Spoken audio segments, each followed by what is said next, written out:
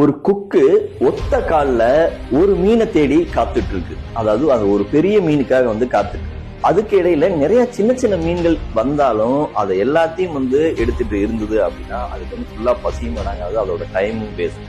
அதனால அந்த ஒரு கொக்கு மாதிரி நம்மளோட ஒரு போக்கஸுக்காக ஒரு பெரிய டார்கெட்டுக்காக தான் வந்து ஓடணும். ஸோ அதுக்கிடையில வர்ற சின்ன சின்ன விஷயங்களுக்காக நம்ம வந்து ஒரு கேர் பண்ணிக்கவோ இல்லை வந்து வேற ஏதாவது சின்ன சின்ன ஆசைகளை தேடி பின்னாடி ஓடணும் அப்படின்னா நம்மளோட ஃபுல் ஃபோக்கஸ் நம்மளோட டார்கெட்டை போய் எங்க ரீச் பண்ணணுமோ அந்த டார்கெட்டை அடைய முடியாத போயிடும். அதனால ஏதோ ஒரு விஷயத்த பண்ணுங்க, அதை கான்சென்ட்ரேட்டா ஃபுல் ஃபோக்கஸோட பண்ணீங்கன்னா மட்டும்தான் வந்து உங்களால வந்து வாழ்க்கையில வந்து ஜெயிக்க முடியும்.